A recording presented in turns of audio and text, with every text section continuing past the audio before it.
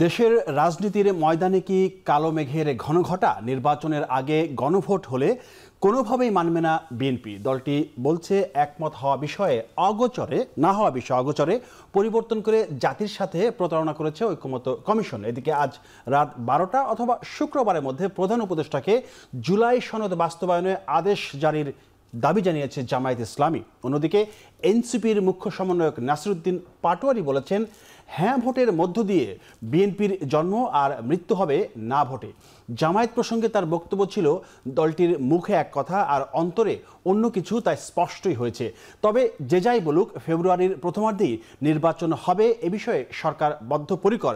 যদিও নির্বাচন বানচালে দেশে ও দেশের বাইরে পরিকল্পিতভাবে বড় সড় চেষ্টা হচ্ছে এমন আশঙ্কা প্রধান উপদেষ্টার। সব মিলিয়ে বলা যায়, জাতীয় ঐক্যমত কমিশন দীর্ঘদিন আলাপ আলোচনার পর যে জুলাই সনদ উপহার দিলেন, সেটি কি ঐক্যের না বিভেদের দলিল বলা হচ্ছে কিনা আর কি, এমন নানা প্রশ্নের উত্তর খুঁজবো আজকের আয়োজনে। আমাদের এখন প্রকাশ অনুষ্ঠানে আজকে আমরা আলোচনা করব যে বিষয়, সেটি হচ্ছে হ্যাঁ বনাম না। আমাদের অনুষ্ঠানে আজকে আমরা আমন্ত্রণ জানিয়েছি তিনজন অতিথি। তারা হচ্ছেন ফজলে হুদা বাবুল, যুগ্ম সাধারণ সম্পাদক, কেন্দ্রীয় কমিটি, বাংলাদেশ জাতীয়তাবাদী কৃষক দল। রয়েছেন আনিস আলমগীর, সাংবাদিক এবং কলামিস্ট। আছেন আবু হেনা রাজ্জাকি, রাজনৈতিক বিশ্লেষক এবং জ্যেষ্ঠ আইনজীবী, বাংলাদেশ সুপ্রিম কোর্ট।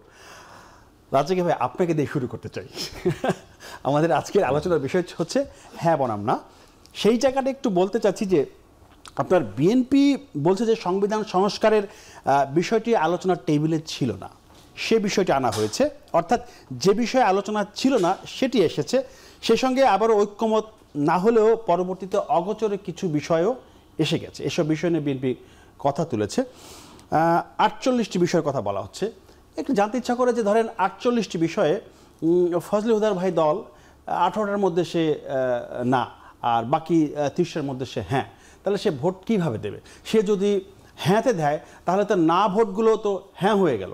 এই যে জটিলতা তৈরি হলো এতদিন পরে, আলোচনার পরে, এই জটিলতা কেন তৈরি হলো? না, বিষয়টা তো এরকম না। ইনফ্যাক্ট আপনি যখন ফেব্রুয়ারি থেকে শুরু করে সেপ্টেম্বর অক্টোবর পর্যন্ত আপনারা, উনি একটা নোট অফ ডিসেন্ট দিছে, উনি একটা নোট অফ ডিসেন্ট দিছে, কিছুটা একমত হয়েছে। তার মানে কি, পক্ষে বিপক্ষে আছে, ডিভিশন ওখানে আছে। তার মানে ঐক্যমত্য হয় নাই। যেহেতু ঐক্যমত্য, সেই কারণে আসছে গণভোটের প্রশ্ন। যদি তার ঐক্যমত্য আইসে যাইত, তাহলে তার কোনো গণভোটের প্রশ্ন ছিল না। বিষয়টা কি পরিষ্কার হয়েছে? হ্যাঁ, যদি সবাই ঐক্যমত্য হয়ে যেত, যে এখানে যা যা প্রস্তাব দিচ্ছে আমরা সব মেনে নিলাম, তা তো হয়েই গেল। কেন হয়ে যাবে? জনগণের রায় কোথায়? সেটা তো অন্য কথা। আচ্ছা, রাজনৈতিক যে মতটা ওখানে আমরা বসছি, আমরা তো ওই আপনি যেটা বলছেন সেটা নিয়ে ডিবেট আছেই, জুলাই সনদ নিয়ে ডিবেট আছে, সেটা একটু পরে বলছি। এখন আপনি সিম্পল থাকলে যদি একমত হয়ে যেত সবাই, তাহলে তার গণভোটের প্রশ্ন আসতো না। একমত না হওয়াটাই তো স্বাভাবিক। গণতন্ত্রে সবাই যদি একমত হয়ে যায়, তাহলে দ্বিমতের আর কোনো দাম থাকলো না। সে কারণেই তো আপনি যদি বেসিক কতগুলো জিনিসে একমত না হন, আপনি 100টা বিষয় আছে মনে করেন, এর ভিতরে 70টা 80টা 90টা আপনি একমত হয়েছেন, 10টা হইলে না, যেটা বেসিক জায়গা। আমরা কিন্তু সংবিধান নিয়ে আলোচনা করছি না, আমরা আলোচনা করছি এইটা। তো ভাইটাল কতগুলো জায়গায় যদি আপনি একমত না হন, তাহলে তো কিছুই হলো না। কতগুলো ভাইটাল জায়গা আছে যে কোনো জিনিসের, কতগুলো মূল। যেমন একটা বিল্ডিংয়ে 150, 200, 300 বিম থাকে, তার ভিতরে 20টা 25টা লোড বিয়ারিং বিম থাকে, যেটা পুরো বিল্ডিংয়ের লোডটা নেয়। এই লোড বিয়ারিং বিম যদি ভালো না হয়, পুরো বিল্ডিংই ভালো হবে না। সুতরাং আপনি ওই যে আমরা এতদিন শুনছি এইটা একমত হয়েছেন, ওইটা একমত হয়েছেন, তার 84, এর মধ্যে 60টা হয়েছি, এখন মনে হয় যে বোল্ডশিট, বেসিক জায়গায় কিছু হয় নাই। এখন যেহেতু আপনি গণভোটে যাবেন, সিম্পল প্রশ্ন কিন্তু জুলাই সনদ বাস্তবায়নের বিষয়। সুতরাং এখানে হ্যাঁ বা না, এখানে ওগুলার থাকবে নোট অফ ডিসেন্ট। আপনি কি 84টায় জনগণ ভোট দিবে? ওই হ্যাঁ দিছে, এটা আমি না দিলাম, এটা হয় না। এই জন্য গণভোটে যাইতেছে হ্যাঁ বা না। এখন যদি হ্যাঁ বা না হইলে, ধরে নেন আপনি জুলাই বাস্তবায়ন যে আইনটা, মানে কি বাস্তবায়ন, সনদ বাস্তবায়ন, ভিতরে লেখা আছে কিন্তু সংবিধান সংস্কার 2025। তার মানে হচ্ছে এইটা যদি আপনি পাশ করান, এটা পাশ করার পর সেকেন্ড ধাপ আসবে এইটার আলোকে নির্বাচন। যদি প্রশ্ন করেন কেন, যে দাবি করছেন, আনিস ভাই দাবি করলো ফর এক্সাম্পল যে আগে গণভোট, আচ্ছা, উনি দাবি করলেন গণভোট আর নির্বাচন একসাথে। তা গণভোট আর নির্বাচন যদি আপনি একসাথে করেন ওই গণভোটের কোনো মূল্য নাই। এক। দুই, গণভোট যদি আগে করেন তাহলে গণভোটের পরে যে জুলাই সনদ বাস্তবায়নটা আসবে, কারণ গণভোটের পর কিন্তু আপনার আর 270 দিন লাগবে না। তাহলে কি গণভোটের আগে সবার ঊর্ধ্বে না, জাতীয় নির্বাচনের আগে কি তাহলে গণভোট আগে? হ্যাঁ, জাতীয় নির্বাচন আগে না গণভোট আগে হবে? সেটাই তো, এটা জামাত দাবি করতেছে নভেম্বরে, হ্যাঁ তারা দাবি করছে, বিএনপি চাচ্ছে একই দিনে। আমি তো সেটাই বলছি, আমি তাদের চাওয়া নিয়ে আমার কোনো বিতর্ক নাই, যে যার মতে চাইবে, কিন্তু দুইটা যদি একসাথে চান একই দিনে, তাহলে নির্বাচন করতেছেন কোন আইনে? নির্বাচনটা হচ্ছে কোন আইনে সেটা তো বলতে হবে, কারণ এর আগে তো তফসিল দিতে হবে। তো তফসিলে তো বলতে হবে আমি সংবিধানের অত অনুচ্ছেদ মোতাবেক নির্বাচন তফসিল ঘোষণা করছি। এই যে অনুচ্ছেদ, কোনটার অনুচ্ছেদ নেবেন আপনি? আপনি বলতে হবে তো কোন সংবিধানের কোন অনুচ্ছেদ। যদি বলেন যে এক্সিস্টিং যে সংবিধান আছে তার অনুচ্ছেদ মোতাবেক আপনি দেন, তাহলে সেই সংবিধানে তো বলা আছে সংসদ ভেঙে যাওয়ার 90 দিনের মধ্যে নির্বাচন। কিন্তু এখন তো বিশেষ পরিস্থিতির কারণে সেটা হয় নাই। বিশেষ বলতেছি আমি, বিশেষ পরিস্থিতির কারণে হয় নাই, তাহলে আপনি যদি ওই সংবিধানের দোহাই দেন, ওই সংবিধানে কি বলা আছে যে বিশেষ পরিস্থিতি থাকলে যখন মন চায় তখন করবেন? সেটা বলা নাই, কিন্তু কি করণীয় আমি বলতেছি বিশেষ পরিস্থিতির কারণে আরো 90 দিনের কথা বলা আছে, তাহলে 180 দিন। তারপরে কি বলা আছে আপনি যেদিন মন চায় সেদিন হবে, 1 নম্বর। 2 নম্বর হইল ওই সংবিধানটা যদি আপনি চালাইতে হয় তাহলে আপনার লাগবে নির্বাচিত প্রধানমন্ত্রী থাকা। কেননা ওই সংবিধানের মধ্যে না আছে তত্ত্বাবধায়ক সরকার, না আছে অন্তর্বর্তীকালীন সরকার। যেমন ধরুন আপনি আপনার টকশোটা শুরু করলেন, আমার আসতে 3 মিনিট লেট হয় কিংবা ফাইনালি আসতে না পারলাম বা বাইরে দাঁড়াইলাম, আমি কথা বললে কি এয়ারে যাবে? না, যাবে না। 1। 2, আমার নাম যদি এখানে ইনক্লুড করা না থাকে আমি কি ঢুকতে পারবো? না। তার সংবিধানে তো অন্তর্বর্তীকালীন সরকার বলতে কিছু নাই, সে ঢুকবে কিভাবে এটার ভিতরে? আর ঢুকতে না পারলে আপনি চালাবেন কিভাবে? আপনি যদি ওই সংবিধানে না ঢুকতে পারেন তাহলে আপনি অপারেট করবেন কিভাবে? আনিস আলম খান একটু বলেন যে আপনি কেন হবে, মানে গণভোটের বিষয়ে যে বিষয়ে কথা বলছিলেন, আপনি প্রশ্ন করেছিলেন তাকে, ওইটার একটু উত্তর দিতে চান যদি। কোনটা? গণভোটের বিষয় যেটা তিনি বললেন। না, ব্যক্তিগতভাবে আমি গণভোটের পক্ষে না, যেহেতু সংবিধানে নাই, এটা একটা অবৈধ প্রক্রিয়া। কিন্তু কেন পক্ষে না? কেন? যেহেতু এটা প্রয়োজন নাই আমি মনে করি। কিন্তু উনি এখন যে জিনিসগুলো এসছে, যে উনি যেটা বলতে চাচ্ছিলেন যে যেহেতু ওনারা বসে বসে পাশ করে দিতে পারেন, আমি সেই জায়গায় বলতেছি ওনারা বসে বসে পাশ করে দিতে তো পারেন না, সেটার জন্য তো একটা প্রক্রিয়া আছে। সে প্রক্রিয়ার মধ্যে অনেকগুলো বিষয় হচ্ছে, জনপ্রতিনিধিরা এখানে অভিমত দেবেন। জনপ্রতিনিধিরা অভিমত দেবেন মানে একটা নির্বাচিত সংসদ হবে, নির্বাচিত সংসদে যারা নির্বাচিত হয়ে আসবে তারা জনগণের প্রতিনিধি হিসাবে এটা অনুমোদন দেবে। এখন এরা যদি মনে করে যে না, জনগণের প্রতিনিধিদের আগেই আমরা অনুমোদন নিতে চাই, তাহলে এটা বিকল্প হচ্ছে গণভোট। এখন গণভোট না থাকলেও তারা সংযোগ করছে সংবিধানে, তো করছে। এখন এটা বৈধ কি অবৈধ সে তর্কে আমি যাব না, আমার সেটার জন্য জরুরি না। আমি যেটুকু বলতে চাচ্ছি যে তাহলে গণভোট যদি হয় তাহলে সেই গণভোটের মাধ্যমেই তো হবে। গণভোটের মাধ্যমে তাহলে মানুষের প্রতিক্রিয়া, মানুষের এটা রায়ের একটা সুযোগ আছে। কিন্তু গণভোটটা বেসিক্যালি আমি চাই না, এটা খুব জরুরি মনে করি না। তবে যদি একান্ত হতেই হয় তাহলে ইলেকশনের দিন হতে পারে, কারণ তাতে করে একটা রাষ্ট্রের একটা সাশ্রয় হবে। কারণ এতগুলো ইলেকশন এত সহজ বিষয় না, এতগুলো লোককে ইনভলভ করা, একটা ইলেকশন করা এবং সেটা পরপর কাছাকাছি সময়ে 2টা ইলেকশন করা, তার থেকে আমরা একই দিন করলে তো একই জিনিস।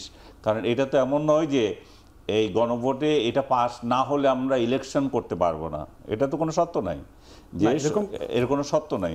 বরং এখন আরেকটা প্রশ্ন আসবে, তাহলে গণভোটে যদি না ভোট জিতে তাহলে যারা এই গণভোটের জন্য হাহাকার করছে তারা তখন অন্য একটা অজুহাত তুলতে পারে কিনা, তাহলে ভোটই চাই না আমরা। কারণ এটাও তো একটা থ্রেট আসবে তাহলে ভোটের উপরে। কারণ গণভোটে যদি না জিতলে তো এটা আরেকটা কাওয়াজ তৈরি হবে যে তাহলে আমরা তাহলে আমাদের জুলাই তো চলে গেল, আমাদের জুলাই ছাড়া তাহলে এখন ইলেকশন কি হবে? এই ইলেকশন আমরা মানি না, এই ইলেকশন দরকার নাই, আমাদের হয় না, আমাদের ডিক্রি জারি হয় নাই। এটা সরকার এখন যে 2টা দাবি করছে যে গণভোটটা আগে করতে হবে, আর একটা হচ্ছে এটাকে সাংবিধানিক স্বীকৃতি দিয়ে আইন জারি করতে হবে। তো তখন তো তাহলে এই ধরনের কাওয়াজ আবার তৈরি হবে। লিখিত সুপারিশে তো বলা হলো যে নির্বাচনের আগে অথবা নির্বাচনের দিন গণভোট হতে পারে, মানে এই জায়গাটায় কেন যদি অথবার মধ্যে আটকে গেল, মানে ঐক্যমত কমিশন বা সরকার আটকে গেল কেন? ক্লিয়ার কেন কিছু? সেটা সরকারের আসলে আটকে যায় নাই। সরকার এখানে হচ্ছে যে যে ঐক্যমত্য কমিশন একটা রিপোর্ট দিয়েছে, তারা একটা প্রস্তাব তারা কিভাবে হতে পারে সেটা দিয়েছে। তারা তো ডেটটা দেওয়া তাদের শোভনীয় না, তাদের এখতিয়ারও নাই। ডেটটা দেবে সরকার। এখন সরকারের তরফ থেকে আজকে আসিফ নজরুল যেভাবে শিগগিরই তিনি বলেছেন যে শিগগিরই গণভোটের, না, উনি একটু হতাশা ব্যক্ত করলেন যে আমরা একমত হতে পারছি না রাজনৈতিক দলগুলো। তারপরে এই দায়িত্বটা এখন তাহলে প্রধান উপদেষ্টার কাছে আমরা দিয়ে দিচ্ছি। প্রধান উপদেষ্টা নিজেই সিদ্ধান্ত নেবেন তো ভোটের দিন, সংসদ নির্বাচনের দিন গণভোট হবে না আগে হবে। উনি এখন জামাতের পক্ষ নেবেন না বিএনপির পক্ষ নেবেন সেটা এখন পুরোটাই দিয়ে দিয়েছেন ডক্টর ইউনূসের হাতে এবং বলেছেন যে আমরা এখানে সহযোগিতা করব শুধু, বাট পুরো দায়িত্ব একটা স্পেসিফিক্যালি এখন পুরো দায়িত্বটা প্রধান উপদেষ্টার হাতে। এখন তাহলে আমরা প্রধান উপদেষ্টার জন্য নির্ভর করি উনি কি আসলে জামাতের পক্ষে যাচ্ছেন না বিএনপির পক্ষে যাচ্ছেন, সেটা জাতি এখন দেখতে পাবে। একটু যেতে চাই ফজলুদ্দিন বাবুল, আপনি একটু বলবেন। আজকে মির্জা ফখরুল ইসলাম আলমগীর বলেছেন যে মানে নির্বাচনের আগে কোনোভাবেই গণভোট মেনে নেওয়া হবে না। মানে নির্বাচনের আগে যদি মেনে না নেন তাহলে তো আপনারা চাচ্ছেন নির্বাচনের দিন, তাহলে তো সেই জটিলতা রয়েই গেল। জামাত চাচ্ছে গণভোট হবে নির্বাচনের আগে, তাহলে এই জটিলতা থেকে বের হওয়ার উপায় কি? আপনারা তো বড় দল। ধন্যবাদ এখন টিভিকে, ধন্যবাদ কলা কৌশলী এবং দর্শক শ্রোতা সবাইকে। আমার প্রাজ্ঞ দুই সহ আলোচক, আমার সিনিয়র ভাই রাজ্জাকি ভাই এবং আনিস ভাইয়ের আমি ভক্ত। রাজ্জাকি ভাই কয়েকটা এই গণভোট নিয়ে টকশো করেছেন ইতিমধ্যে গত 36 ঘন্টায় দেখলাম। আমি ওনার খুবই ভক্ত। একসাথে আমরা আরেকটা চ্যানেলে একবার ছিলাম। তাহলে তো মনে হয় কোনো সমাধান। যে প্রশ্নটা আপনি করেছেন, মির্জা ফখরুল ইসলাম আলমগীর বলেছেন এটা আগে হওয়া যাবে না। হ্যাঁ, কোনোভাবেই হওয়া যাবে না। আজকে বেশ জোর দিয়ে বলেছেন, বোল্ড করলাম আমি শব্দটায়, কোনোভাবেই। এতে আমি অত্যন্ত খুশি। আপনার এই প্রশ্নেও খুশি। কেন খুশি জানেন?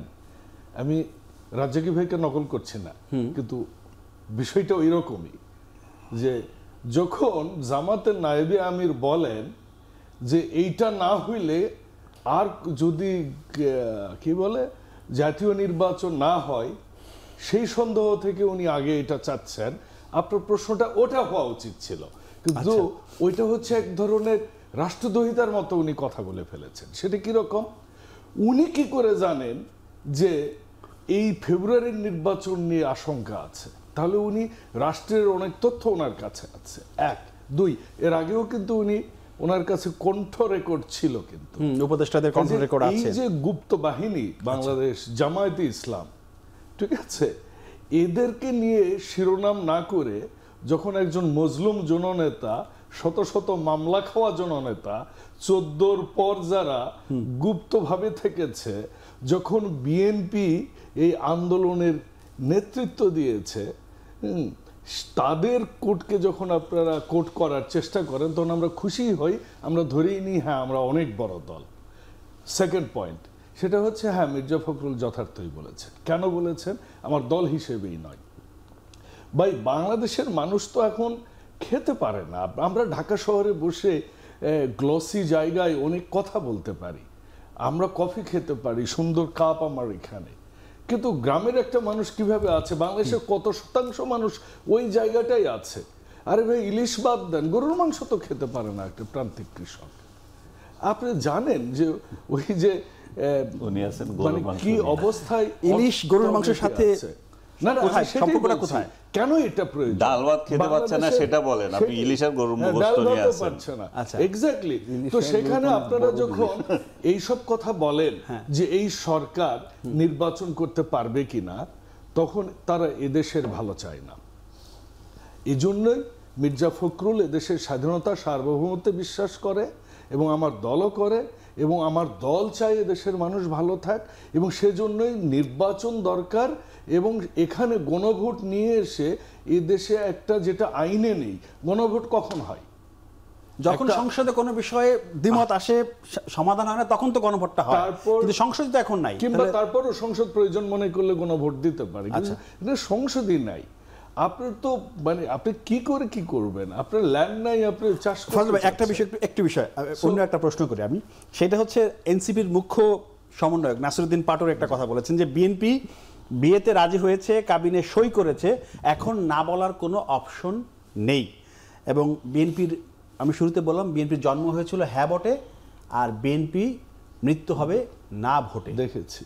দেখেছেন এতক্ষণ আছে কিনা তাও জানি না, আপনারা কোনো ফাঁদে পড়েছেন কিনা ওনারা ডিলিটও করেন। আমি মনে করি না নাসিরউদ্দিন পাটোয়ারির কোনো বক্তব্যের আমাকে মানে ব্যাখ্যা দিতে হবে, এটা প্রয়োজনীয়তা মনে করি না। তারপরও আপনি যেহেতু বলেছেন, সেটা হচ্ছে যে বাংলাদেশ জাতীয়তাবাদী দল যেটা বলে ওটা করে এবং ওইটা প্রকাশ্যে এবং সেভাবেই চলে।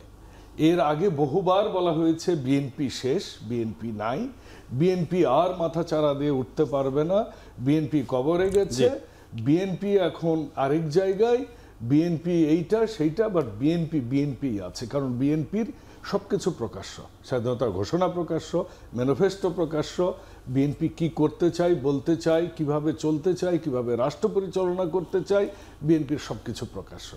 কাজে কে কোন কি বলল, পাটোয়ারি কি বলল, এটা দিয়ে যে আমার পাটক্ষেতের উন্নতি হবে কি হবে না সেটা আমাকে যে চিন্তা করতে হবে, আমার দল এটা মনে করে না। আপনার ওই প্রশ্নটাতে আমি আবার আসছি, ওটা কিন্তু আমি শেষ করিনি। আচ্ছা, সেটা হচ্ছে এ দেশে যদি দ্রুত নির্বাচন না হয়, কেন বলেছে, এদেশে এখন পৃথিবীর ওয়ান অফ দ্য মানে হাইয়েস্ট ব্যাংক ইন্টারেস্টের দেশ বাংলাদেশ। আপনি জানেন এখন প্রাইভেট সেক্টর লোন নিচ্ছে না, কারণ সরকার অনেক বেশি মাত্রার লোন নিচ্ছে। আমি একটু আগে প্রথম আলোতে পড়লাম বিনিয়োগ স্থবির। বাংলাদেশের ব্যবসায়ীরা, আপনি জানেন কতগুলো গার্মেন্টস বন্ধ হয়ে গেছে, আপনি দেশ চালাইতে পারছেন না, আপনি রাস্তার যানজটও দূর করতে পারেননি। আপনি কোন জিনিসটা ঠিক করেছেন? আপনি সমাজ ঠিক করতে পারেন, শিক্ষা আপনি ঠিক করেছেন, 1 বছর সময় পেয়েছেন, পারছেন না তো আপনি। So late the people decide. আপনি জনগণের কাছে ছেড়ে দেন না, এটা পার্লামেন্টে আসুক, লেট দেম প্লে। এইটা নিয়ে যারা কথা বলে এই আগামী নির্বাচন নিয়ে, আমি বিশ্বাস করি যে প্রফেসর ইউনূস আগামী নির্বাচনটা আগে দিবেন এবং সেই নির্বাচনের মাধ্যমে যারা ক্ষমতায় আসবে তারা এইসব, শোনেন যেটা রাজ্জাকি ভাই বলেছে, গঠনতন্ত্রে নাই, সংবিধানে নাই, উনি আইনের মানুষ, আমি সংবিধান বুঝি না, যেহেতু রাজনীতি করে এইটুকু বুঝি, রাজনৈতিক সমঝোতা যে কোনো আইনের ঊর্ধ্বে। এবং সেজন্য শাহাবুদ্দিন সাহেবকেও কিন্তু আমরা পরবর্তী সংসদে কিন্তু হালাল করে নিয়েছিলাম। না, এখানে আপনি যেটা বলছেন যে জনগণের যে বিষয়টা, আই ডু এডমিট ইট, মানে জনগণের উইল, অফকোর্স জনগণের উইল হইল সবকিছুর ঊর্ধ্বে, ইভেন সংবিধান সংসদের ঊর্ধ্বে। জি, জনগণের উইল, দ্যাট ইজ ওয়াই হা আর না ভোট আসছে। না, আমি বলি হা না ভোট, হা ভোট যখন হয়ে যায়, এটাও জনগণের ভোটটা ঊর্ধ্বে উঠে যায়। আর কেন বলছি আমি যদি একটা প্রশ্ন এখনও রাখছি, যে সংবিধান ঠিক আছে, আপনি সংবিধান মোতাবেক নির্বাচন দিবেন, এটা কিন্তু ইটস এ ডিবেট। সেই ডিবেটে কিন্তু সংসদ ভাঙার পর 90 ডেজের মধ্যে, তারপরে সংবিধানে কোথাও বলা নাই যে আপনার যেদিন মন চায় সেদিন। 1, 2, নির্বাচনটা দিতেছে কে? অন্তর্বর্তীকালীন সরকার। ডাইরেকশন দিছে কাকে? নির্বাচন কমিশনকে। অন্তর্বর্তীকালীন সরকার যেহেতু সংবিধান, আমি চ্যালেঞ্জ করছি, এই প্রবলেমটা এখন আসতেছেন, এই প্রবলেমের তফসিলের সময় হয়তো এটা আপনারা গোপন রাখছেন, আপনারা ইমিডিয়েট সলভ করেন না। আমি বলি এই প্রশ্ন রেজ করবে, আপনার আইনগত বিষয়টা আমি বুঝাচ্ছি, আইনগত বিষয় না, সিম্পলি অন্তর্বর্তী সরকার রেজ করেন আপনি যে সমতো আর 2, শাহাবুদ্দিনের বিষয় যেটা বলছেন, শাহাবুদ্দিন সাহেবের বিষয় টোটালটা সাংবিধানিক। অসাংবিধানিক ছিল কোনটুক জানেন? জি, ভাইস প্রেসিডেন্ট মওদুদ আহমদকে সরাইলাম, তখন প্রেসিডেন্ট শাসিত ছিল, তাকে সরাই শাহাবুদ্দিন সাহেবকে ভাইস প্রেসিডেন্ট বানানো হলো। তারপর এরশাদ সাহেব তার কাছে ক্ষমতা হস্তান্তর করলো এবং তারপরে উনি ব্যাক করলেন। না বলতেছি, তারপরে উনি দায়িত্ব নিলেন নির্বাচন করবেন। এই যে তাকে ভারপ্রাপ্ত ভাইস প্রেসিডেন্ট বানাইলেন, এই টোটালটা কিন্তু সাংবিধানিক। কিন্তু অসাংবিধানিক কোনটা? উনি ওই যে ফেরত চিফ জাস্টিস পদের থেকে আসছেন, আবার সেখানে ফিরে যাবেন। উনি তো বলেইছিলেন যে আমি ওই পদে ফিরে যাব। তাতে বাংলাদেশের নির্বাচনের সাথে সাংবিধানিক কোনো জটিলতা হয় নাই, সংঘর্ষ হয় নাই, ওটুক আমরা মেনে নিয়েছি। এই তো না ওটুক মেনে নিয়েছি। কিন্তু আপনি যে এখন নির্বাচনটা আমি করতে যাচ্ছি একই দিনে, তাইলে আপনার নির্বাচনটা আমি কোন আইনে কোন সংবিধানে করছি, ইটস এ জটিল কোশ্চেন। আমি বললাম তো, তা না হলে আপনার আমার সংসদ পর্যন্ত যাওয়াটাই হবে প্রশ্নবিদ্ধ। এবং শেখ হাসিনা, আই স্যালুট হার, আপনি ভালো করে যদি পড়েন এই সংবিধান, হাত দেওয়ার কোনো স্কোপ নাই। 142 2/3 পেজ দিয়ে ঠিক করবেন, 7-এর ক খ দিয়ে আবার আসছে, প্রথম ভাগে কিছুই চেঞ্জ করতে পারবেন না, খ যদি পরিবর্তন করতে না পারেন আপনি অ্যামেন্ডমেন্ট করতে পারবেন না। ভালো করে দেখেন, আমি চ্যালেঞ্জ করে বলছি, আপনি পরে নিয়েন ভাই, আমি বলছি, কারণ না, you are well educated, lawyer হতে হবে না, আপনি পড়েন এটা কিভাবে ঠিক করবেন, এটার জন্য জনগণের ঐক্যবদ্ধ সিদ্ধান্ত। একটা বিরতি নিচ্ছি, বিরতির পরে আবার এই আলোচনা ফিরতে চাই। দর্শক, একটা বিরতি নিচ্ছি, ফিরছি শীঘ্রই, আশা করি সাথেই থাকবেন। আমি আবার যেতে চাই আবু হিনা রাজ্জাকি আপনার কাছে। সেটি হচ্ছে যে ডক্টর আলী রিয়াজ একটা কথা বলেছেন, আমরা সবাই জানি যে 270 দিবসের মধ্যে সংস্কার প্রস্তাবগুলো গৃহীত না হলে সেটা সংবিধানে অটোমেটিক্যালি গৃহীত হয়ে যাবে, মানে যুক্ত হয়ে যাবে। অটোমেটিক্যালি সেটা কিভাবে যুক্ত হবে, মানে কে যুক্ত করবে?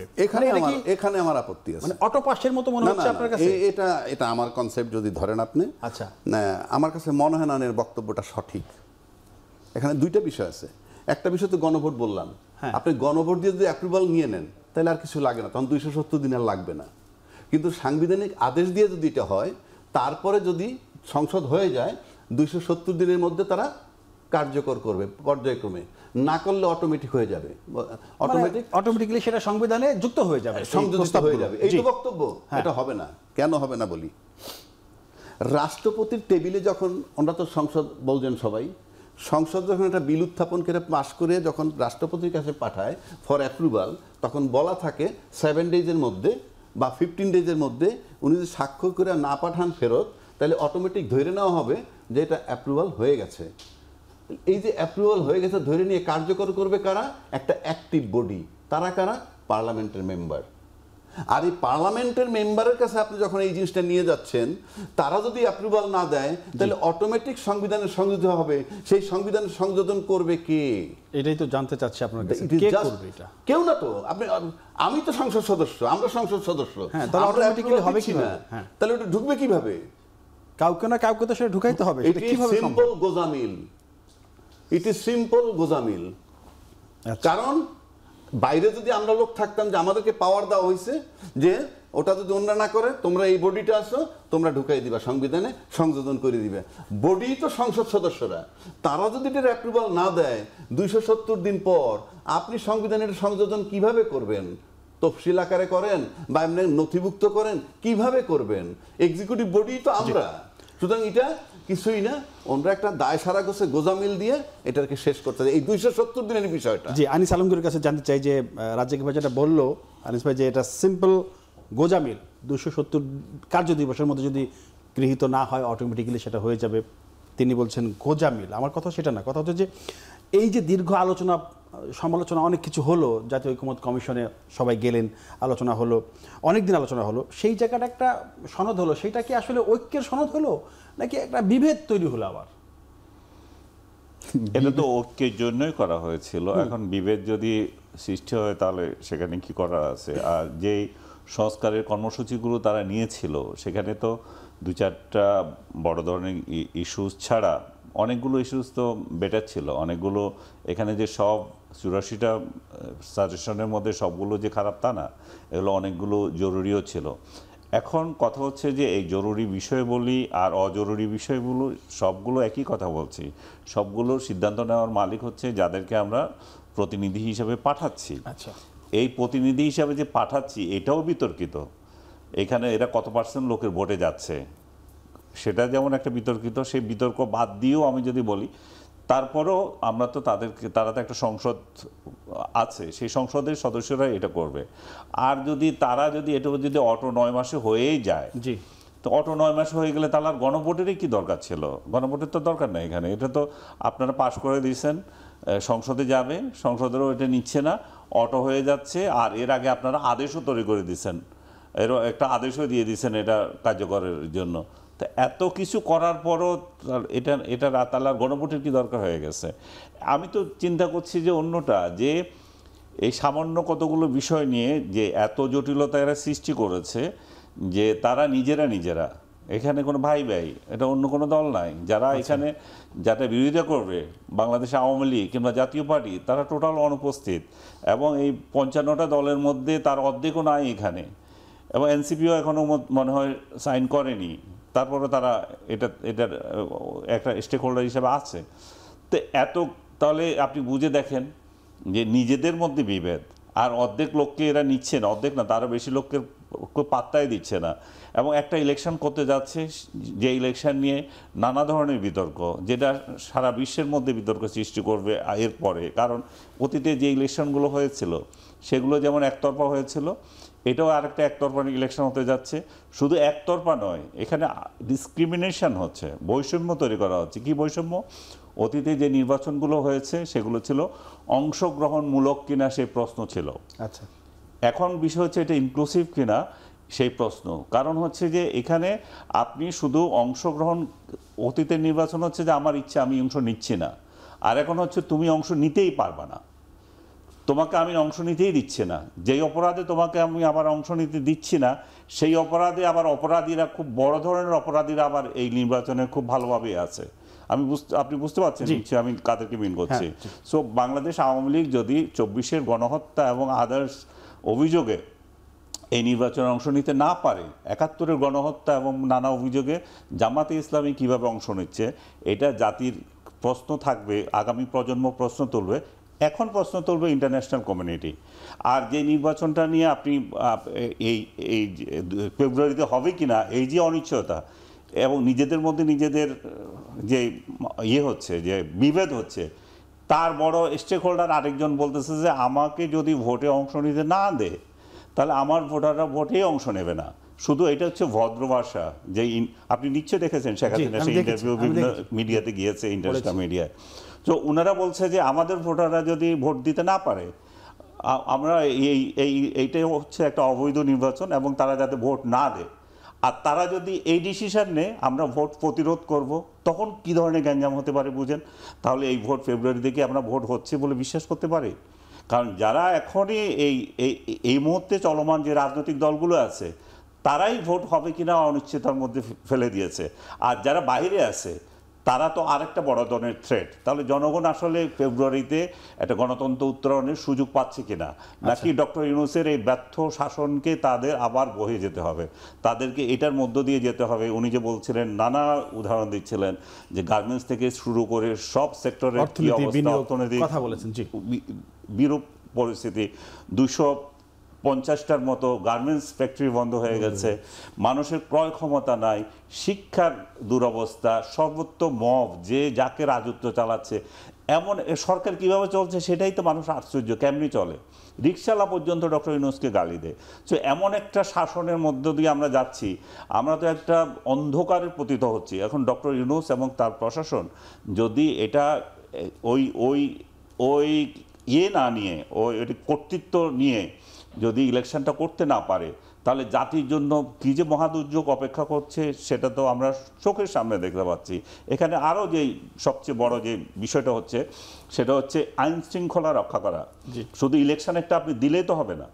ইলেকশন দেবেন আপনি, আপনার যাদের মাস্তান আছে, যাদের টাকা আছে, তারা, যাদের অস্ত্র আছে, তারা কেন্দ্র দখল করে ভোট নিয়ে নেবে। এখন সেটা প্রতিরোধ করার জন্য কে আছে? সেনাবাহিনী এবং পুলিশ বাহিনী। সেনাবাহিনীকে আবার আইন শৃঙ্খলা রক্ষাকারী বাহিনী হিসাবে আমরা অধ্যাদেশ অলরেডি জারি করেছি, তারা অবভিয়াসলি এখানে থাকবে। তাদের গত 1.5 বছর ধরে, 15 মাস ধরে তাদের ভূমিকা কি?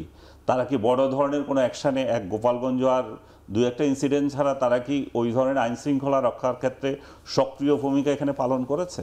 আর যে পুলিশ বাহিনীর আপনি কথা বলছেন, আজকেও আমাকে একজন পুলিশ একটা ভিডিও পাঠাইছে, কিছু তথ্য পাঠিয়েছে যে সে একজন ওসি ছিল, যেই ছবিগুলো আপনারা যদি চান আপনাদের এখানে দিয়ে যাব, কি বিভৎসভাবে পুলিশ হত্যা করেছিল।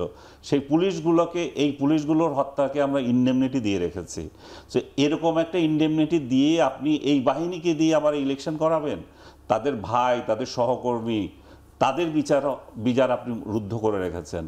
তো সবগুলো মিলিয়ে একটা অন্ধকারের মধ্যে আমরা আসছি। সামনে ভবিষ্যৎ কি আছে আমি জানি না।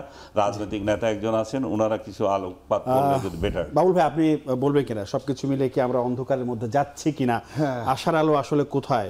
আশার আলো অনেক আছে। আনিস ভাই তো, আনিস ভাইয়ের ভিউ অবশ্যই দিয়েছেন, যার যার ভিউ দিবে, এটাই স্বাভাবিক। অংশগ্রহণমূলক নির্বাচন দল খুব রেসপেক্ট করে। যেমন এই সরকার কিন্তু অর্থনৈতিকভাবে ব্যাংকিং সেক্টরে শৃঙ্খলা নিয়ে এসেছে, এটা কিন্তু বলতে হবে। Reserve already 31 billion. আইন শৃঙ্খলা দেখুন,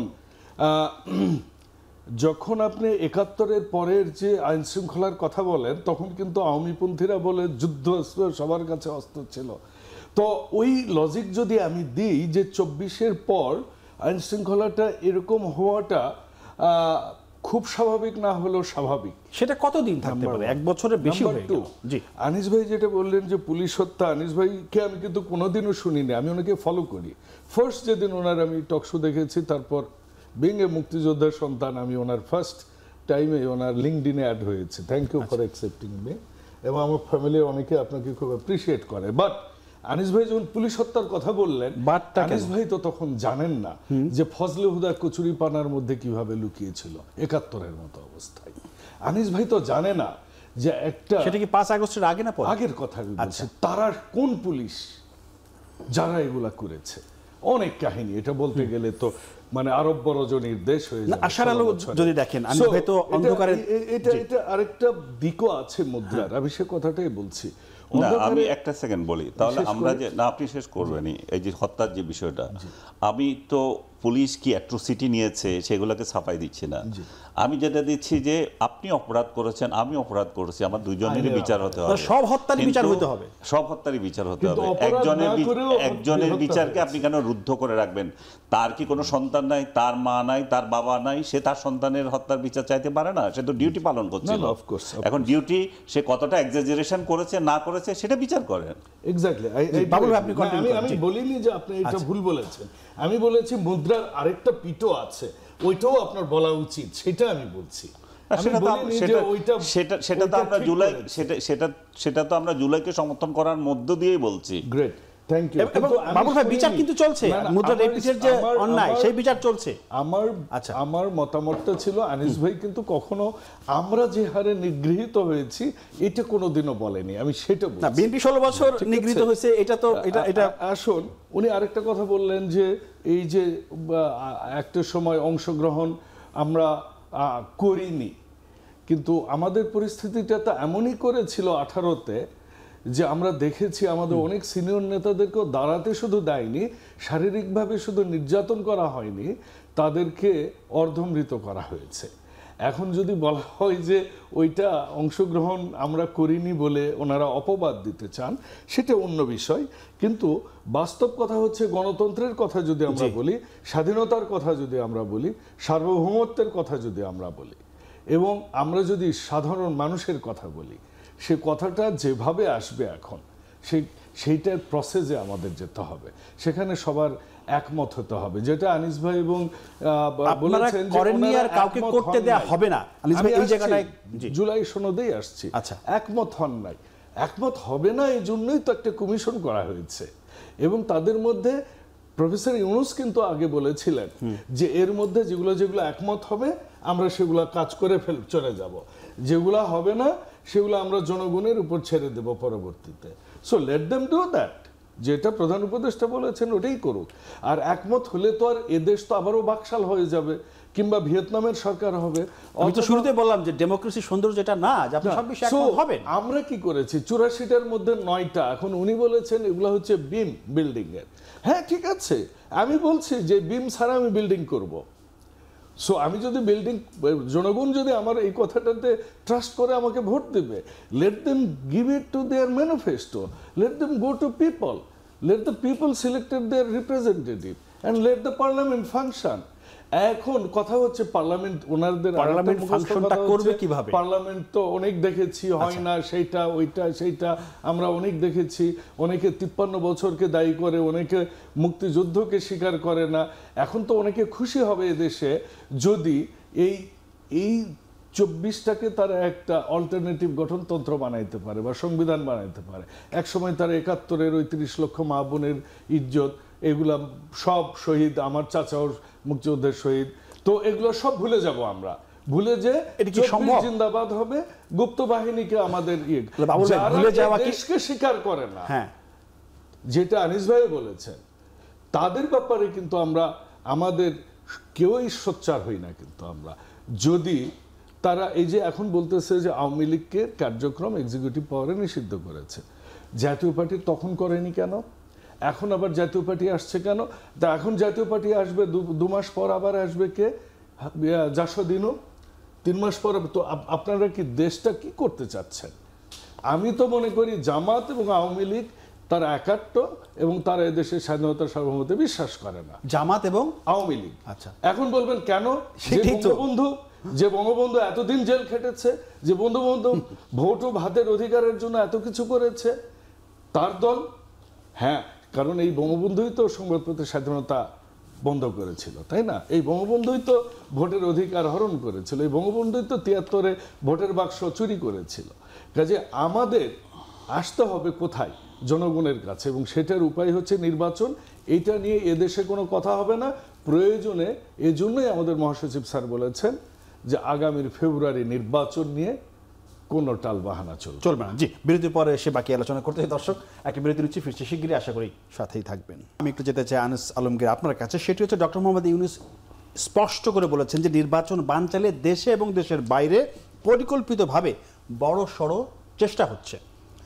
তিনি তো আসলে না বুঝে না জেনে কথা বলতে পারেন না, নিশ্চয়ই তার কাছে তথ্য আছে, সেই তথ্যের ভিত্তিতে তিনি বলেছেন।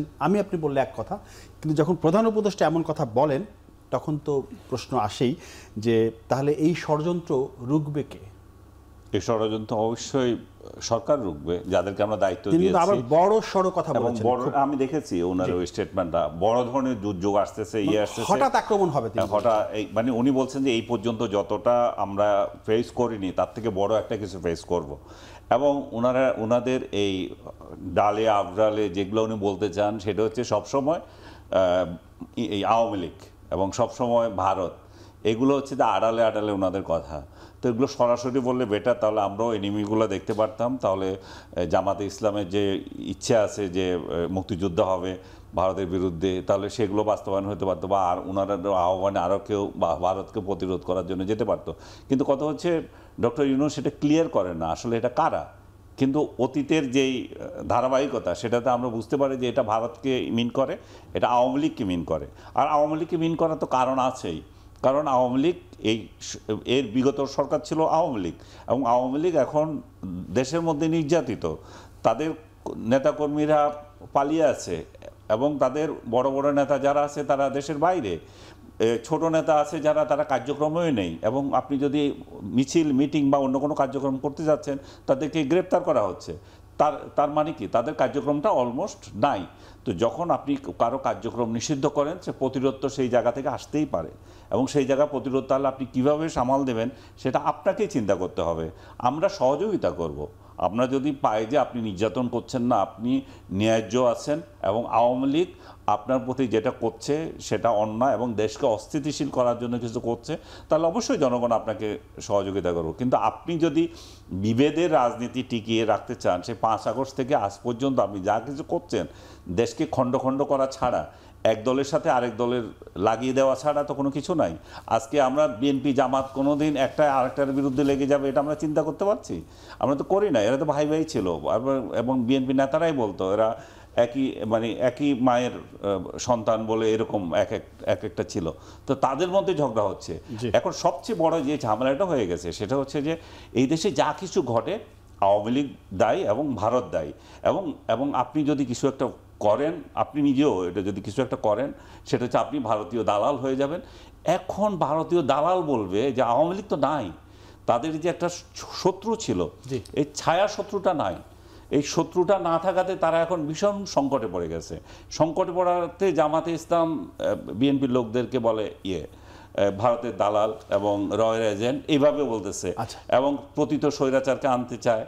এই যে কিছুক্ষণ আগে উনি মানে এইভাবেই ওনারা একজন আরেকজনকে ব্লেম দেয়।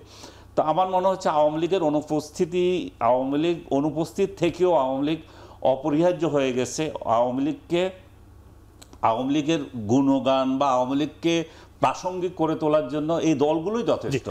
এগুলো যদি এরা যত আলোচনা করছে, এই আলোচনা যদি না হতো, আওয়ামী লীগ একটা পতন হয়েছে, পতনের পর শেষ।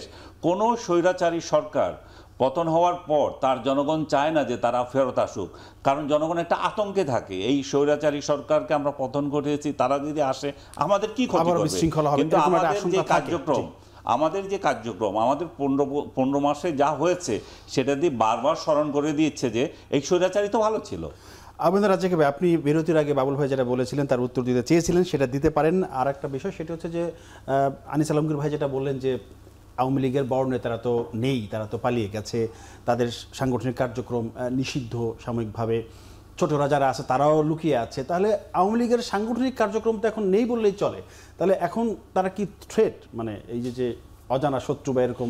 এইটার যদি জবাব দেই আমি, আচ্ছা 2 মিনিট। হ্যাঁ, এইটার জবাব হলো যে আমরা কিন্তু এমন, যেমন আনিস ভাই বলল 2 কোটি লোক লুকায় আছে। আচ্ছা, ডিসপ্লে ঠিক আছে, এটা কিন্তু একটা বিরাট অঙ্কের সংখ্যা। হ্যাঁ, বিরাট অঙ্ক। রাজনীতিতে 2টা জিনিস থাকে, একটা হলো রাজনৈতিক ভিত্তি। রাজনৈতিক ভিত্তি, রাজনৈতিক ভিত্তি বলতে কি, আপনি সংখ্যায় কম হতে পারেন, কিন্তু আপনি যদি রেজিমেন্টেড থাকেন, আপনি যদি কমান্ড কাজ করে, আপনার সিঙ্গেল কমান্ডে যদি বিশৃঙ্খল না হয়, তাহলে কিন্তু ওইটা অনেক বড় শক্তি। আর যদি আপনার দল অনেক বড় থাকে কিন্তু আপনি এখানে সিঙ্গেল কমান্ডে কাজ করে না এবং বিশৃঙ্খল আপনি কন্ট্রোল করতে পারেন না, তখন কিন্তু সে বড় হওয়া সত্ত্বেও মাঠে শক্তিশালী থাকে না। বাট এই ধরনের দলগুলা যারা সংখ্যায় বেশি, ভোট দিলে জিতবে, তারা ভোটে জেতার পরে প্রশাসনকে নিয়ে ভিত্তি মজবুত করে অন্য রাজনৈতিক দলকে দমাইয়া। আর যাদের ভিত্তি থাকে, ছোট্ট হোক, ভিত্তি যদি মজবুত থাকে, তারা টিকে থাকে, ঝড়ঝাপটা যাই আসুক। তা আমরা বাংলাদেশে যে পরীক্ষিত 2টি দল দেখছি, তারা কিন্তু ক্ষমতায় যাওয়ার পর প্রশাসনকে নিয়ে যেভাবে তাদের ভিত্তিতে শক্তপোক্ত হওয়ার চেষ্টা করেছে, করতে পারে। আচ্ছা, তা না হলে 2 কোটি লোক, এখন কিন্তু কোনো দল ক্ষমতায় নেই যে প্রশাসন সেই দলকে পক্ষপাতিত্ব করবে, কোনো দল নেই। তাহলে এত বড় সংখ্যক 2 কোটি লোক যদি থাকে, তাহলে লুকিয়ে থাকবে কেন? তার মানে তারা সংগঠিত নয়, তারা শৃঙ্খলার মধ্যে নাই। ক্ষমতায় যেতে পারলে প্রশাসন দিয়ে রাজত্ব করবে, সেটা রাজ্জাকীয় পারবে। কালকে যদি আমি ক্ষমতায় যাই, প্রধানমন্ত্রী হয়, আমার বাড়ির ড্রাইভার কত গুরুত্বপূর্ণ হয়ে যাবে। এগুলো সাংগঠনিক দক্ষতা না, রাজনৈতিক পরিপক্কতা না। একটা বিষয় গেল এখানে। আর একটা বিষয় ইনক্লুসিভ নির্বাচন, যেটা বলছে আনিস ভাই। ইনক্লুসিভ নির্বাচন তো করতে পারে সবাই, কেন? বলা হয়েছে বিচার কার্যক্রম পর্যন্ত, বিচার না হওয়া পর্যন্ত কার্যক্রম বন্ধ আওয়ামী লীগের। তো বিচারটা আওয়ামী লীগের যে অপরাধ হয়েছে, আমি কিন্তু কোনো পক্ষ নিয়ে বলছি, লজিক্যাল বলছি। পুলিশ মারছে না মানুষ মারছে সেকেন্ডারি, যে অপরাধগুলোর বিচার হচ্ছে, সেই বিচারটা যদি দলমত নির্বিশেষে, বিএনপির পক্ষ থেকেও যদি ইনক্লুসিভ নির্বাচনের কথা আছে, তারা বলেছেন। হ্যাঁ, যদি বলে থাকেন, দলমত নির্বিশেষে তর্কের খাতিরে বলছি, অপরাধীগুলোর আমরা সাপোর্ট করতে চাই না, তাহলে আপনারা বিচারটা করার সহযোগিতা সবাই করেন, করার পর উইথড্র করেন। ইটস এ ম্যাটার অফ একটা কমান্ড, ইয়েস বিচার হয়েছে, সুতরাং যে এমবার্গো ছিল উইথড্র করা হলো, ইনক্লুসিভ নির্বাচন করেন। বিচার তো অনন্তকাল চলবে। অনন্তকাল চলবে কেন? একটা জাজমেন্ট অলরেডি, একটা আর্গুমেন্ট ক্লোজ হয়ে গেছে, এখন রায় দিবে। কথা বলছি, আমি বলছি না তো এটা কইরা করেন, আমি লজিক দিচ্ছি। সেটা বিচার তো দীর্ঘমেয়াদী। হ্যাঁ, জি, বিচার তো অনেক সময় দীর্ঘমেয়াদী হবে, তখন বিচার শেষ হবে। একটা বিচার হলে তারপর এটা দীর্ঘমেয়াদী হোক না। না, আপনি যেটা চাচ্ছেন সেটা অলরেডি হচ্ছে তো। এটা আমি সেটাই বলছি। না, আমি আমরা ইচ্ছা হলে যেতে পারি। যার একটা সেকেন্ড বলে, আপনি যেটা চাচ্ছেন সেটাই তো হচ্ছে। আর নির্বাচন কমিশন তো বলেই দিয়েছে যে যাদের নামে মামলা আছে, তারা এমনি ইলেকশন করতে পারবে না। সেটা তো আছে, যাদের মামলা নাই তারা ইলেকশন করতে পারবে না। আমি বলছি একেবারে ইনোসেন্ট। আমি তো সেটাই বলছি যে এরা যখন এত শক্তিশালী এবং কোন দল যখন ক্ষমতায় নাই, প্রশাসন কারো পক্ষে নাই, কালকে মাঠে নেমে করেন না আন্দোলন, করে নেন না, পারছেন না কেন? কারণ আপনার সংগঠিত না। আবার পাওয়ারে যাইতে পারলে প্রশাসন দিয়ে রাজত্ব করবেন, আমি সেটা বারবার মিন করছি। 2 নম্বর আসেন, মির্জা ফখরুল ইসলাম আলমগীর সাহেব বোধহয় কয়েকদিন আগে বলছে, ভাই আপনার তো খেয়াল আছে বোধহয়, যে 2-1 বছরের মধ্যে এই 16 বছরের জঞ্জাল ঠিক করা যাবে না, এটা পাইছেন আপনি? আপনাকে বলছি, এই কথাটা ফখরুল ইসলাম আলমগীর সাহেব কয়েকদিন আগে বলছেন।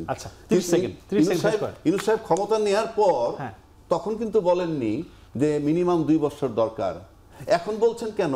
যে নির্বাচন হলে তো তারা ক্ষমতায় যাবেন, ক্ষমতায় গিয়ে 2 বছর টাইম নিবেন, কারণ অনেক ব্লেম আসবে, সেটা অ্যাডভান্স কাভারেজ না। আপনি তো এই ক্ষমতা ইউনূস সাহেব নেওয়ার পর বলেননি যে এরকম একটা জঞ্জালের দেশে আইসে, জঞ্জালের পরে আইসে মিনিমাম 2 বছর টাইম দরকার সরকারকে দেয়া, বলেন নাই। কিন্তু 3 মাসই চেয়েছিল, সেটি বলছি। এখন আপনারা বলছেন কারণ নির্বাচন হলে তো আপনি ক্ষমতায় যাবেন, নিশ্চিত থাকেন কঠিন বিপর্যয়ের মুখে তারা পড়বে। আমি তাদের বিরুদ্ধে বলছি না, আমি সিচুয়েশন তখন এটা অ্যাডভান্স বলে রাখা। বিএনপি কঠিন বিপর্যয়ে পড়বে ক্ষমতায় গেলে, এবং সেই জন্য কারণ বলি আমি, যেই প্রশাসনগুলো 16 বছরের সাজানো, আপনার কাছে এখন মনে হচ্ছে এখানে প্রবলেম কিন্তু নির্বাচন না, main problem removal of Yunus. কালকে যদি ইউনুস সাহেব চলে যায়, এই দেশে নির্বাচন নিয়ে ওই হাসিনার শক্তি বলেন XYZ কেউ ভাববে না। Removal of Yunus is important. আচ্ছা বাবুল ভাই, আপনি রিমুভাল অফ ইউনুস খুব ইম্পর্টেন্ট যে কথা রাজাকে ভাই বললেন, সেইটা এবং আপনারা ক্ষমতায় গেলে কঠিন বিপর্যয়ের মুখে পড়বেন। মানুষ, যুক্তিবাদী মানুষ, তো ওনার কথা অবশ্যই আমি খুব মন্ত্রমুগ্ধ হয়ে শুনি। 1.5 মিনিটে শেষ করবেন। দেখিও তো রাজ্জাক ভাই যেটা বলেছেন, ছোট গাছ নাকি অনেক হিষ্টপিষ্ট, কেউ কিছু করতে পারে না, সংগঠিত, এরা ভোটে জিতবে না, বড় ভোটে জিতবে না। লেট মি টেল ইউ, আপনার সময় আমি ইন্টারাপ্ট করি, আর বড় গাছ নাকি ম্যানেজ করতে পারছে না। দেখুন, কিছু কাঠ আছে যেটা বড় গাছেই হয়, ছোট গাছের পক্ষে ওটা সম্ভব নয়। উত্তরটা পেয়েছেন বোধহয় আপনি। কাজে বিএনপি সেই বড় গাছ, আমরা তো বলছি যেটা প্রয়োজনীয় ভোটে গাছ জিতবে এই মুহূর্তে বাংলাদেশে, যেটা হারা বিএনপি বলে না। না, আমরাই বলছি, আমি নিশ্চিত। আরেকটা কথা আমি নিশ্চিত জিতবে। প্রশাসন তো কারণ নয়। আরে ভাই, প্রশাসন কেন? পুলিশে হয়তো বা কিছু আমরা বলি বিএনপির সময় রিক্রুটেড মানুষ আছে, এছাড়া প্রশাসন তো full of Awami League and Jamaat, full of Awami League of Jamaat. আপনি ডিসি বলেন, আপনি বিভাগীয় কমিশনার বলেন, আপনি সচিবালয়ে যেয়ে দেখেন, দ্বিধা নেই। কাজে আপনার ওই কথাটা ঠিক নয় যে প্রশাসন নিরপেক্ষ, প্রশাসন কারো নয়, জামাতের না হলে আওয়ামী লীগের। আরেকটা কথা বলেছেন বিচারের কথা, অবশ্যই সেটা অবশ্যই। আপনি যতগুলা ইউনো আওয়ামী লীগের সময় রিক্রুটেড, যতগুলা ডিসি আওয়ামী লীগের সময় রিক্রুটেড, গত 17 বছরের রিক্রুটমেন্ট, এবং এগুলা কোষ্ঠী পাথরে যাচাই করা রিক্রুটমেন্ট, খুবই স্বাভাবিক। আমার 3 ভাইয়ের চাকরি গেছে এই 17 বছরে। আমি প্রাইভেট কোম্পানি চাকরি করি, জন্য আমার চাকরি কোনো মতে থাপথপ দিয়ে আমার চালাইতে হয়েছে তখন। Let's talk to the reality. Reality is that this country needs democracy, and that democracy should be on a trial and error basis. Let the people choice, এবং এসে তারা পারলো কি না পারলো এত প্রজেকশন না করে, তারা না পারলে আবার একটা ন্যাশনাল ইলেকশন হবে। People should decide the fate of the country, এবং সেটাই ডেমোক্রেসি, সেটাই বাংলাদেশ জাতীয়তাবাদের। এবং যেটা ইনক্লুসিভের যেটা কথা বলা হচ্ছে, আপনি বলছেন আমরা বলেছি, আমরা বলিনি। আমাদের আদর্শে আছে বহুদলীয়। শেষ করবো আমরা সবাইকে নিয়ে, সকল রাজনৈতিক দলকে আমরা শ্রদ্ধা করি, আমরা রেসপেক্ট করি, ওয়েলকাম জানাই। Let all the political party participate in the next election. ফজলুদ্দাহ বাবুল, আপনাকে অসংখ্য ধন্যবাদ জানাচ্ছি। আনিস আলমগীর এবং আবহাওয়া রাজ্জাকে, 3 জনকেই ধন্যবাদ জানাচ্ছি। দর্শক, আজ এ পর্যন্তই। আগামীতে নতুন কোনো বিষয় নিয়ে আমরা কথা বলবো। সে পর্যন্ত সবাই ভালো থাকবেন, নিরাপদে থাকবেন। সবাইকে ধন্যবাদ। শুভরাত্রি।